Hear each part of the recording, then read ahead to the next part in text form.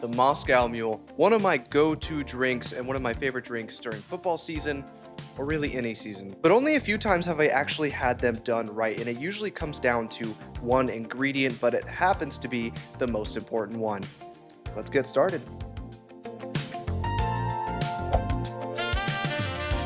All right, let's get into it. I'm super excited about this one, mostly because I just get to drink it. I know I probably say a lot on this channel that, oh, this is one of my favorite drinks, or this is one of my go-tos. And usually that's probably true, but this one is on a different level. Sweetie, how often do I drink Moscow Mules?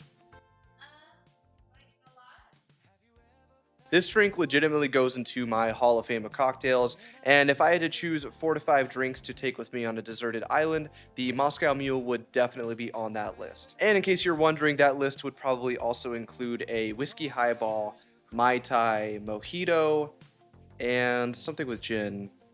Maybe a Negroni. Yeah, that sounds good. Anyways, the point is I love this drink, but unfortunately, I've had way too many bad Moscow Mules, and like I said in my gin and tonic video last time, this drink is way too easy to mess up, which to me just doesn't really make a lot of sense. The gin and tonic I kind of get. It sometimes will depend on your preferences, and it's 2 ingredients, you just have to get the ratios right. But the Moscow Mule, I think, has a pretty universal appeal, and as long as you aren't put off by that kind of sharp, spicy ginger drink, I think it's pretty hard to mess up. Now, I'm not a professional bartender. I've never worked behind a bar. I'm just a home bartender that likes to make drinks for fun and share it with you guys out on the internet. So I'm definitely not going to tell you what's right or wrong in the world of bartending, and I know those guys work super hard and it's a tough job, but I also have a lot of experience making drinks at home and drinking drinks when I'm out at a bar or a restaurant. And for some reason, the Moscow Mule that I make at home is miles better than a lot that I've had at any kind of bar or restaurant. And when I try to think about why that is, I think I've boiled it down to it being about the ingredients used. And I'm not trying to take a shot at bars or restaurants. I know they're businesses, they're trying to make money, and they're dealing with a lot of volume, so maybe they're not able to put in the exact amount of care needed for maybe one cocktail like maybe I would at home for myself or for someone I'm making a drink for. And I have been to a few spots where the Moscow Mule was so good that it inspired me to go home and try to make it myself. I believe the Moscow Mule was one of the first drinks I ever learned how to make at home. And that's the good news, is that this is one of the easiest drinks to make at home as long as you get the ingredients right. And there's also a lot of leeway to make this drink good. The ratios are not set in stone, and it's really tailored to however you like to drink it. But where I think there isn't any leeway is the types of ingredients used for this drink in order to be a true delicious Moscow Mule. So I'm going to make 2 mules for you guys. One of them is super easy, can be made in about a minute, and one that goes the extra mile to make it more homemade and a little bit more fresh. Now let's go ahead and get into the ingredients to make it. Now the first ingredient is vodka. Now this is one of the few times that you'll actually see me use vodka on this channel, and that's because there are only like 3 or 4 drinks that actually really use vodka that I would drink, mostly because it is a pure neutral spirit.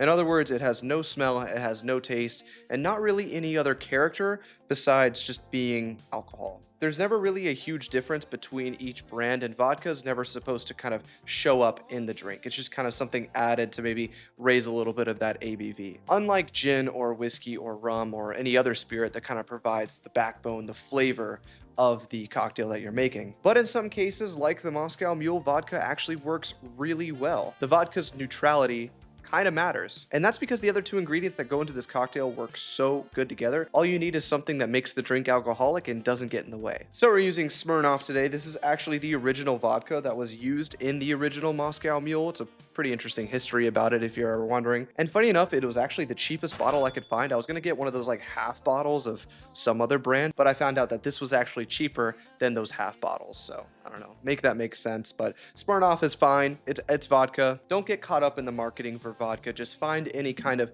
80 proof bottle in the $10 to $25 range and you'll be fine. Yes, the Grey Goose and the Kettle One looks cooler, has pretty good marketing, it looks nice on the shelf, but honestly the stuff inside is basically the same as this stuff, and it honestly could be worse. So there's a pro tip for you. Don't feel like you need to overspend on vodka whatsoever. Just find something that works, and this works perfectly for a mule. And if you're someone who does mix with vodka a lot, or can tell the difference between brands and really enjoys it and is really passionate about it, that's great. Definitely not taking a shot at anyone like that. I personally just haven't gone deep in the weeds on different vodka brands, so I can't really taste the difference between each one at the moment, at least. Who knows, maybe one day I'll get into it. Now for the star of the show, the ginger beer. This is where the Moscow Mule gets most of its flavor. It's spicy, sweet, refreshing, carbonated, beautiful flavor. And it's also where the drink can probably go wrong the most. To put it bluntly, your Moscow Mule is only as good as your ginger beer. And yes, I'm saying ginger beer and not ginger ale. There is a huge difference between ginger beer and ginger ale. The main ones is that ginger beer is actually a brewed and fermented drink coming from the ginger root. And ginger ale is just more of like a soda. It's just carbonated ginger flavored syrups. Ginger beer is bold, spicy, sweet, and super bubbly, while ginger ale is a little bit more on the sweeter side and kind of holds back on that spiciness of the ginger root. Not knocking ginger ale at all. It's a great soda. It's one of my favorites. And ginger ale can be used in a few cocktails, can be pretty good, but it's just not when I think of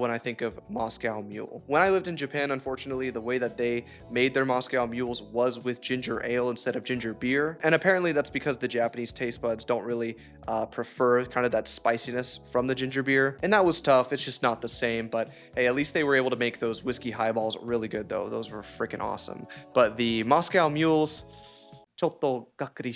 anyways, find a brand that you like for ginger beer. There's a lot out there. Obviously, Fever Tree ginger beer is a great one. There's also Gosling's, Reed's is pretty good, and so is Q Mixers as well. My favorite being Fever Tree because it really does not hold back on that spiciness from the ginger and also has a good sweetness to it as well. And you can also go with a homemade ginger syrup like this one right here. This works really well too, but you may be at risk with it not being spicy enough depending on how well you make it. So I just like to keep it simple mostly and just use ginger beer. It's one of those cases where actually the lower effort version of the cocktail might actually be better. But today I am going to show you two recipes, one with ginger beer and one with the homemade ginger syrup to kind of show you the difference. And homemade ginger syrup is not too hard to make. It's only 1 part water, 1 part sugar, and a few tablespoons of ginger and some lemon juice.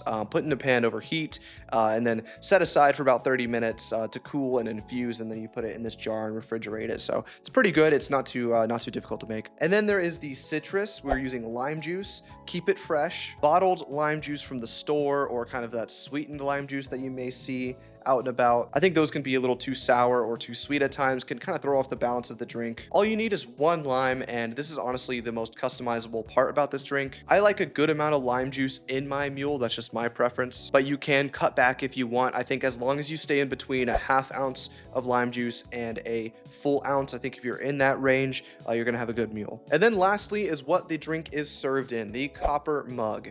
Is it absolutely required? Of course not. Use whatever you can. A highball glass works pretty good too. But some people might disagree. Some people might say that this is the only way to serve the drink. I prefer to use one because I just think it's really cool. I like copper mugs. It conducts really well. It keeps the drink very cold for very long. It even gets icy on the outside sometimes. And the story behind the copper mug is pretty cool with the Smirnoff vodka. I think it was in the 50s or 60s or something. Basically, 2 businessmen. One was selling Smirnoff vodka to America, and one was trying to sell copper mugs. And they came together, created a whole drink that was served in a copper mug using Smirnoff vodka, and it happened to take off, and they made a ton of money off of it. But anyways, if you can, use the copper mug. They're pretty widely available in stores, and I don't think you'll regret it. I think it's really cool.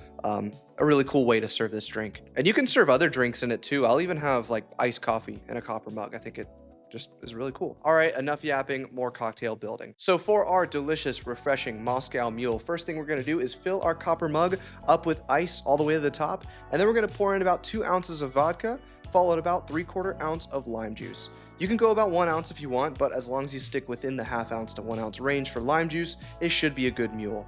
Stir the vodka and lime juice with the ice about 20 to 30 times to chill and dilute the cocktail so far.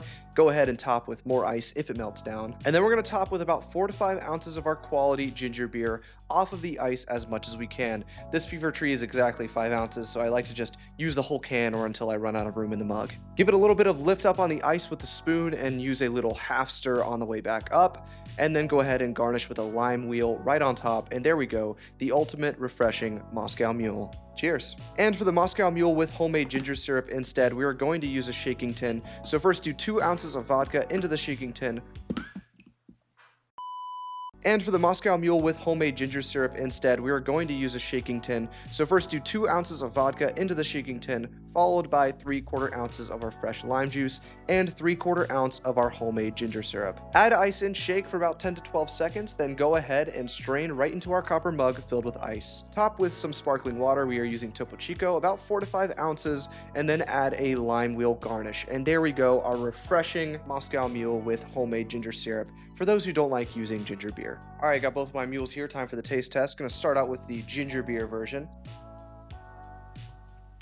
Oh my gosh, that drink is just way too good. So much citrus, and that ginger beer just kind of punches right through with the spice, and then it kind of like mellows off into kind of sweetness along with the carbonation. It just tastes like a party in my mouth. No other explanation needed. It really doesn't need anything else either. It's just a super simple drink, and it's just super delicious. Now for the ginger syrup mule, one thing first I can kind of tell it's a little more bubbly on top, maybe from the Topo Chico along with the ginger beer. Well, let's go ahead and give it a shot. Very refreshing, very good as well. But I will say it isn't as spicy as the ginger beer version. However, I will say that it does kind of taste a little fresher. I don't know if it's because of the kind of homemade ingredients used in it. Tastes a little fresher, maybe not as sweet as the ginger beer version. I think the ginger beer probably has a lot more maybe added sugars. I personally do prefer the ginger beer version. I think it's just a little bit more spicier, just something I prefer, but both are really good. It's just such a low effort but high yield drink. Just some lime juice, some vodka, some ginger beer in your copper mug filled with ice. And then you're done. Maybe takes about a minute to make. And then if you want to go that extra mile, make a homemade ginger syrup or buy one online and then shake it and then pour it in. That's also good too. But honestly, this is one of those rare cases where the low effort version of the cocktail is actually better in my opinion. If you want to switch it up, this drink is also a template. There are a few really good variations out there. One of them is if you switch out gin for the vodka, which is called a foghorn, which is also a really good drink. Tastes pretty similar, but of course, like the gin botanicals is really there in that one. And then there's also the Kentucky Mule, which switches out vodka for bourbon, and then instead of lime juice, it's lemon juice. That is also a really good drink as well. And of course, the other really famous ginger beer drink is the Dark and Stormy, which replaces vodka with Gosling's Black Rum, and that's also a very famous classic cocktail. All 3 of those classic variations are awesome. Highly recommend you trying it out, and I'll probably make a video on those maybe later down the line. But in my opinion, I don't think you can beat the original, the classic, the refreshing, the citrusy, the spicy Moscow Mule. It's not that fancy, doesn't have the most expensive ingredients, nor does it really need to, but it shows that 3 simple ingredients can make one heck of a cocktail. That's all for today's video. Thank you guys for watching. Hope you guys have been enjoying all the content lately, and thank you for supporting the channel. Hope you guys have an awesome day and a blessed week, and stay tuned for more Jags Japan. See you later.